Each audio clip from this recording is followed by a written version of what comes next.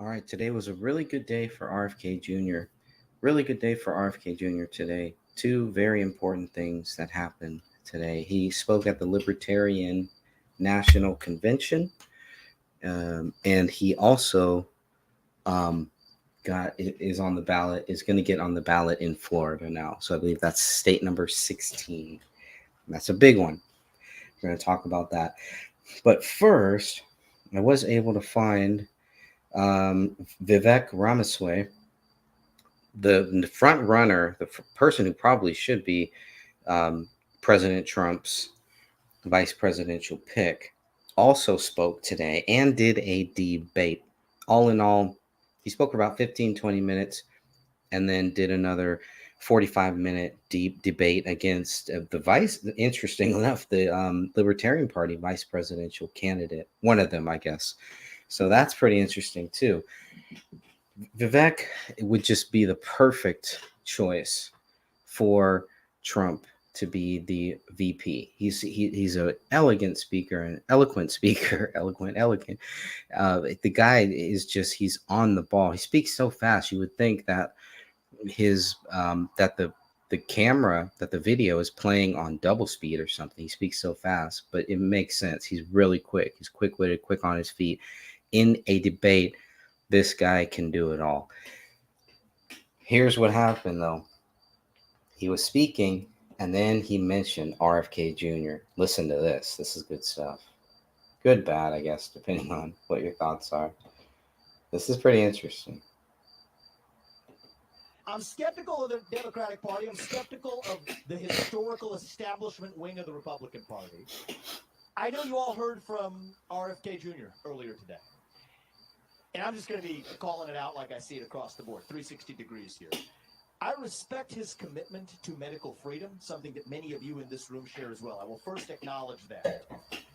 Got to respect somebody who stands for actual medical freedom. But RFK Jr. is in no sense a libertarian in any meaningful sense of the word. I mean, the fact is, you cannot say you support free speech in this country if you also have, even in the past, advocating for imprisoning those who have spread climate disinformation. The Second Amendment is not a recommendation, it is a right. And I'm going to say this, call it like it is.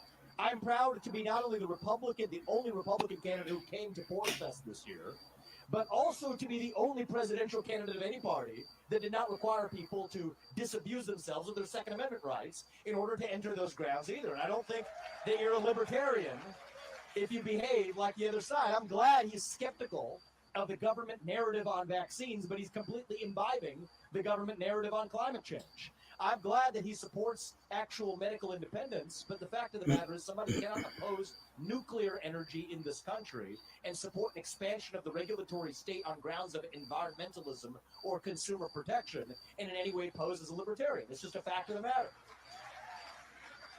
So I don't really bend the knee to one particular political party or another. Democrat Party, Republican Party. I respect some elements of what everybody has to say in respecting freedom, but RFK is in no sense a libertarian either. But I want to actually call out not everybody else who isn't in this room, but to ask a hard question to this room. Because I think the Republican Party, I have said this, is at a crossroads. I'll say a word about this, but they're not going to come to this room. The Republican Party's at a crossroads. We face a choice.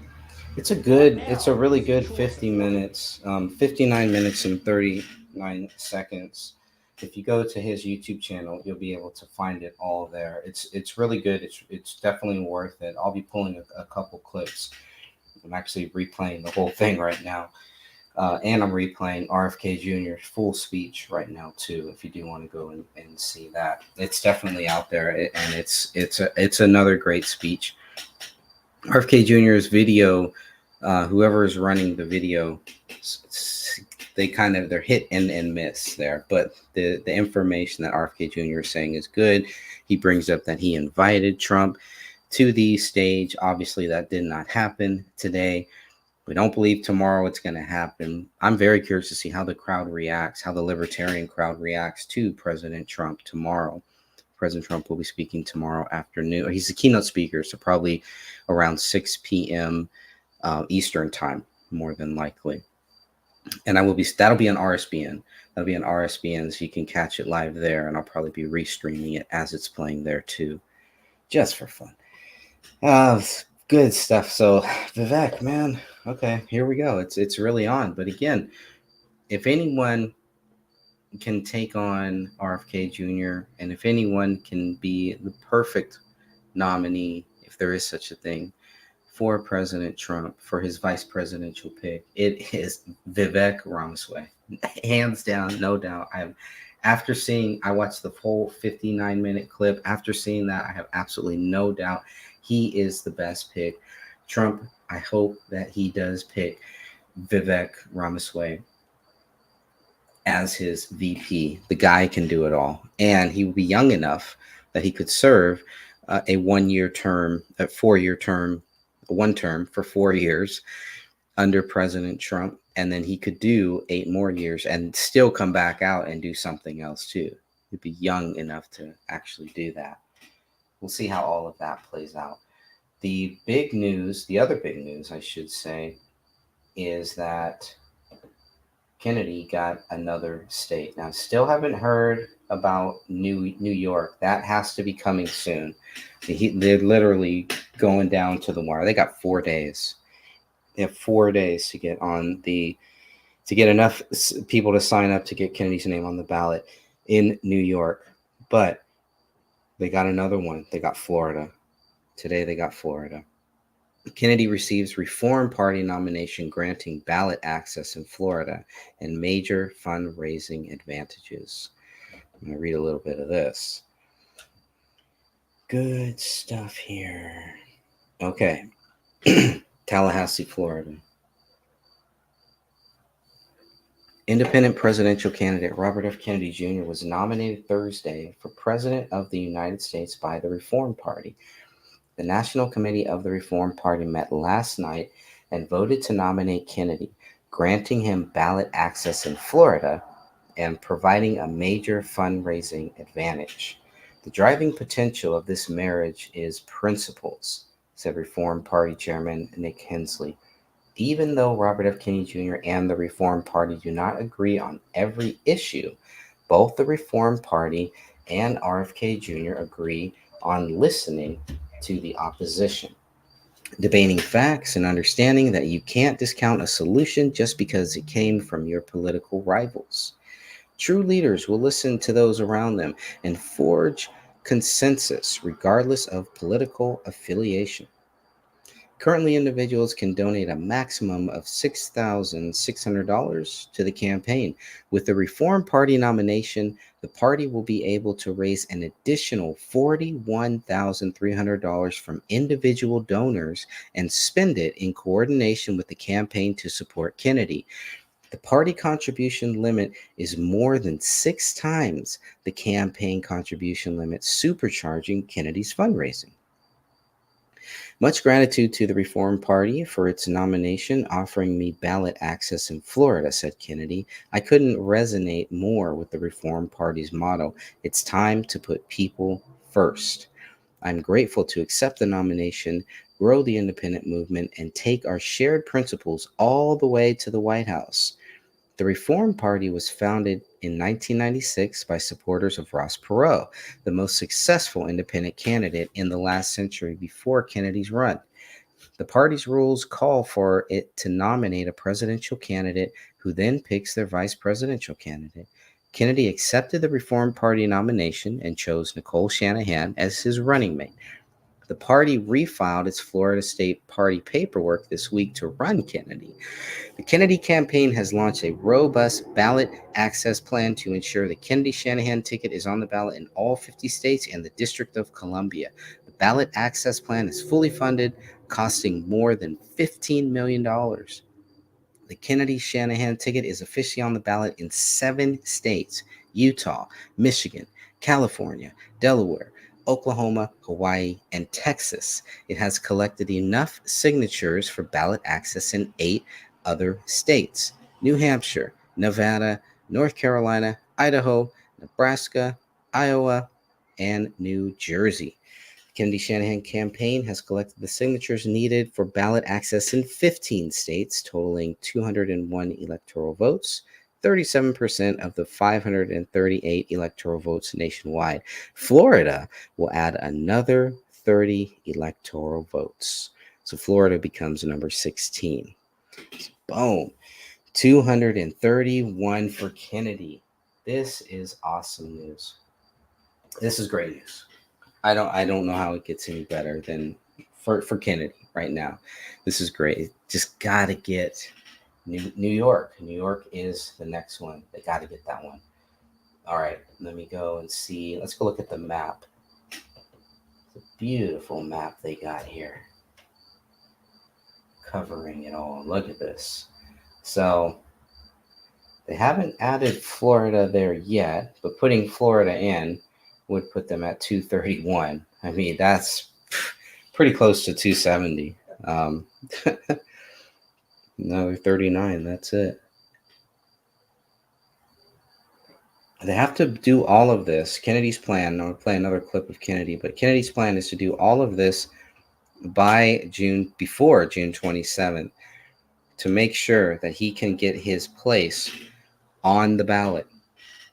To get on the ballot. That's going to be the main thing, where he says he qualifies for the ballot access. All right. With that, there's another interesting clip here, maybe worth playing. It's only a few minutes long, with Bill O'Reilly. This guy, Bill O'Reilly. Come on.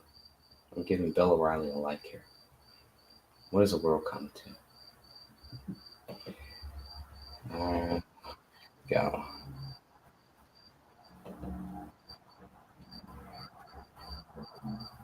All right, this guy's really losing it. But 2 minutes, 30 seconds. Oh, Michigan, Oklahoma, and Utah. You have to get a certain amount of people to sign a petition to get your name on a ballot. Kennedy says he's going to be on a ballot in California, Delaware, Hawaii, Idaho, Iowa, Michigan, Nebraska, Nevada, New Hampshire, North Carolina, Ohio, Oklahoma, Utah. Okay, I think he's right. I don't think he's going to be on the ballot in every state, but I think he'll be on a ballot in most. So why not include him in the June 27th debate with Trump and Biden? Because it would take away valuable time here we go from those two guys, and RFK has no chance to win. Now, in a normal news year, election year, it wouldn't bother me so much. All right? But this election, can't do it. Because I believe can't do it. If Joe Biden is real, that's enough of this neocon Bill O'Reilly. I can't take any more of that, especially when there is some other good stuff, some other good clips, and one or two other good clips here that I'd rather play, or I'd rather just play Kennedy's full speech. But again, that's out there. Make sure you watch that. The full speech is about 49 minutes that Kennedy spoke at the Libertarian Convention just a few minutes ago, really, or just an hour or so ago. I can't take Bill O'Reilly. I thought Riley had Bill O'Reilly had him on there. All right, so this is good. This is about 5 minutes. I watched this earlier this morning. Thought this was good. There we go. Let's watch this together. This is good. Robert F. Kennedy Jr. often goes it alone, splitting with family and Democratic orthodoxy at times. But in 2024, millions of Americans are supporting his independent run for the White House as he goes it alone. He's eating into the Biden-Trump lead and getting some bite back in the process. Here's more of our wide-ranging interview. By the way, again, nothing off limits, including a major rift in the Kennedy clan and how he plans to patch it up. Mr. Kennedy, you've taken some controversial stances on kids and healthcare in the past, and I want to read something you posted on X recently. Quote, minors cannot drive, vote, join the army, get a tattoo, smoke, or drink because we know that children do not fully understand the consequences of decisions with lifelong ramifications. You continue, I don't think children can genuinely consent to repurposed castration drugs, puberty blockers, and surgical mutilation, which have permanent, irreversible effects. People with gender dysphoria or who want to change their gender deserve compassion and respect, you say, but these terribly consequential procedures should be deferred till adulthood. We must protect our children. If you were president, would you want that to be the federal standard? Would you work to make that the federal standard? 18 years old before you can have puberty blockers, hormones, surgery. Yeah, I think that, and I was heavily influenced by this report that just came out in the UK that looked at the consequences of, that first of all looked at the previous science and showed that it was contrived and really paid for and bought. You're talking about the CAS review in the UK? By the pharmaceutical industry, which is making a huge profit on these, procedures and on the puberty blocking drugs, is their big profit center. And at the earlier reports that we were all looking at that said that the results were beneficial, that children who had undergone these were largely happy, that they turned out to be almost all catastrophically wrong. And that the consequences of these, that many, many people are remorseful, and many kids who get these procedures don't appreciate the losses that they're going to suffer, and that they're years later, they're depressed, they're remorseful, and in some cases suffer mental illness because of it. So I don't think, like I said, we don't allow kids to drink. Mm-hmm. We don't allow them to drive, and to make these kind of consequential decisions before you're 18. Again, I would say people who make those decisions afterwards, people who have these kind of gender confusions should be supported. They should be respected. They should never be bullied, and we should make every effort to treat them with compassion and understanding. But I don't think these are a good idea. Okay.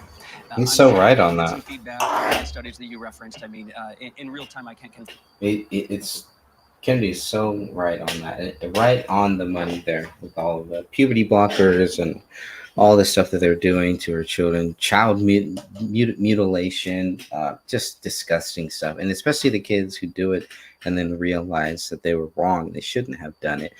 Who do you think that they're going to blame? It's so easy to blame your parents for everything that goes wrong in your life. This is one that you just cannot get back. You can't take that back. And it's really sad. It's really sad that parents, that these kids, all these people have fallen for this stuff. And what do you do now? What do you do at that point? After you've chopped off things you shouldn't have been chopping off, you can't get them back. They don't grow back. It's sad. It's sad. The other good part, just maybe another 3 minutes here with this video, where they're going to get into Kennedy's family. And this is good stuff. I'm always interested about the family. They really want to go after Kennedy and try to separate him from his family or try to understand. I felt like this interview, and I've never heard of Scripps News before, I felt like this interview was really good. And the few things I have seen on Scripps News have been really good and pretty fair. I felt like this guy, this interviewer, is pretty fair. I don't like when they cut Kennedy off to try to fact check him in real time. And this interviewer says that, like, I'm not going to fact check you in real time because he can't. He doesn't have the data. And he would spend way too much time trying to find the data or twist the data to try to prove Kennedy wrong, because Kennedy's not going to say these things without backing it up. Confirm or refute any of that, but it's an important conversation people are having. The Kennedy clan, it's a proper noun in America. It's an institution in America, but you're also a family. And as I was talking to some people about doing this interview, a lot of people felt sad about what they are seeing in your family happen right now. How do you go about patching that up?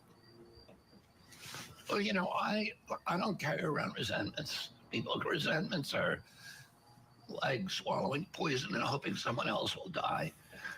So I think they're corrosive, and I don't do that. I love my family. We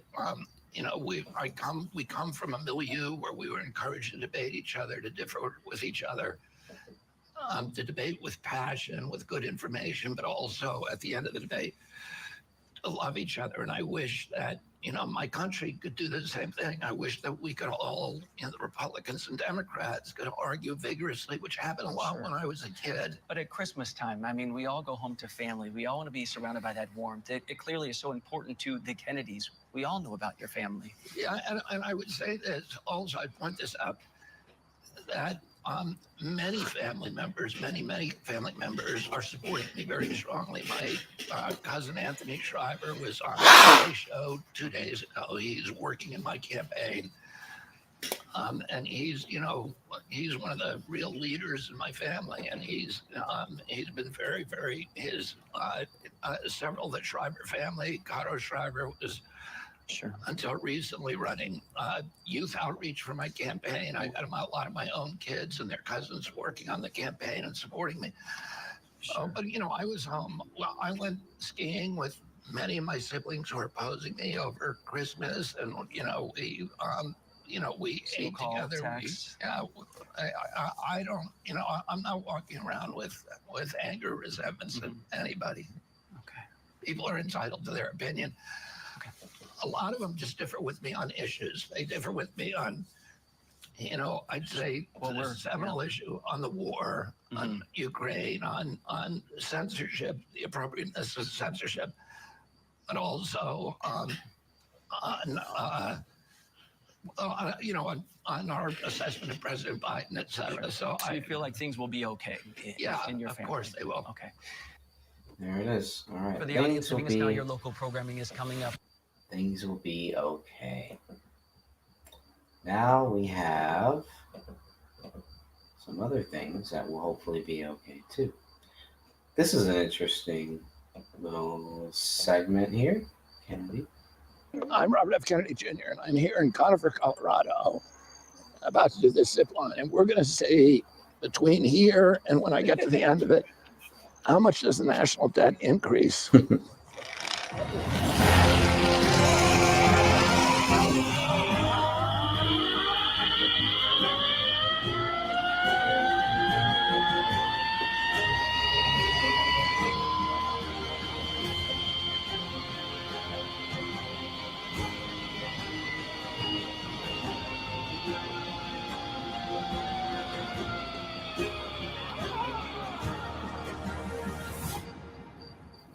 As president, I'm going to do something about the national debt.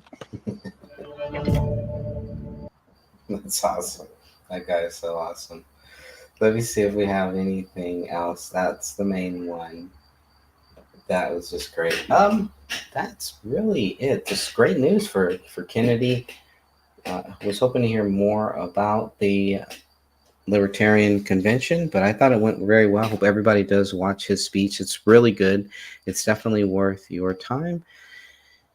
And let me see if Trump hasn't really responded to anything about Kennedy, so maybe we'll leave it at that there. Trump's speech is in the Bronx. His the clips that are coming out of the Bronx are really good too. Maybe that may be a nice way to end this one here. This one is about 4 minutes, just to be fair and balanced. What a crowd! This is something. We wanted to keep it small because who knew? This is like a love fest. Love fest. It's a love fest. We love you. Thank you, darling. Here's the native New Yorker feeling right at home. Well, I was sort of like a hot guy. I was hot as a pistol. I think I was hotter than I am now, and I became president. The costs have gone up so much. Bacon has gone. I don't eat bacon anymore. It's too expensive. When he's finished with his speech, he can never find the stairs. He can never find the stairs. And when he does, it's not a pretty picture either. Thank goodness for Secret Service. They come up and they guide him off. She wrapped him up all cozy in a comforter of silk and laid him by the fireside with some honey and some milk. She hurried home from work that night, and soon as she arrived, she found the pretty snake she'd taken in had been revived. But instead of saying, "Thank you, ma'am," the snake gave her a vicious bite. This morning, supporters waited in line in the rain to hear the former president, a borough that voted 90% for Biden in 2020, which today became a bit more red. After 4 years, you could feel the buyer's remorse. Johnny was there as our witness. Why are you here today to support Donald Trump? I am here for Trump. To support Donald Trump, to put America first. What do you like about Donald Trump? Everything. He's from Queens, and he speaks our language. I like Trump because he keep it real. He don't got no filter. He's for the people. He speaks money, and this is what the country needs. We need money, not inflation. We need money. Everything was under control. We had low inflation. We had gas under $1.80. What issues are people in the Bronx facing? Economic stress. They're facing an illegal invasion. In the Bronx right now, it's definitely crime. Prices is extreme. We care about the housing. We care about the crime. How has Joe Biden addressed those issues? He hasn't. He hasn't addressed them. He wants to make them worse. Nothing. He's just been talking a lot. The Biden name in the Bronx sounds like mass incarceration. What has Joe Biden done for the minority community? He's done nothing but say, you ain't black. Incarcerated us. Not a thing. Absolutely nothing. I really could not tell you what he's done. Joe Biden says, if you don't support him, you ain't black. Are you black? Hey, Joe, guess what? Oh, I'm absolutely black, and I support Trump. I don't know why he would say that. He's not even black. I guess I said I ain't black because I'm not voting for him. Trump is more black than him. Trump is black as I am. You heard? Love was in the air. Donald Trump speaking for over an hour, addressing the economy, the border, foreign policy, and, of course, Joe Biden. Our subways are squalid and unsafe. The ceiling tiles are falling down, and they look worse than a third world country. The medians of our highways are crumbling. Our sidewalks are littered with garbage, bottles, and trash. Biden is not getting the job done for the Bronx. The minute crooked Joe Biden shuffles out the door, I will rapidly rebuild the greatest economy in the history of the world. Look, we had the greatest economy in history. In Brooklyn, American students at James Madison High School were recently told they had to stay at home from school so their classrooms could be turned into housing for thousands of migrants. Very simply, Joe Biden puts illegal aliens first. I put America first. I put America first. Good stuff. Great stuff there. President Trump, again, will be speaking tomorrow night. And he is scheduled to speak here at 8 p.m. This Washington, D.C., so this will be East Coast time, 8 p.m. So that'll be 5 p.m. my time here. There is a presidential debate that is on this, and I don't know. I'm assuming that's just between the Libertarian Party presidential candidates, but it would be awesome if that 6 to 7:30 was an hour and a half with President Trump and Kennedy. A guy can dream. Guy can dream. Until next time, thank you very much. God bless you all. Just remember, Jesus Christ loves you. Be good to each other. Be kind.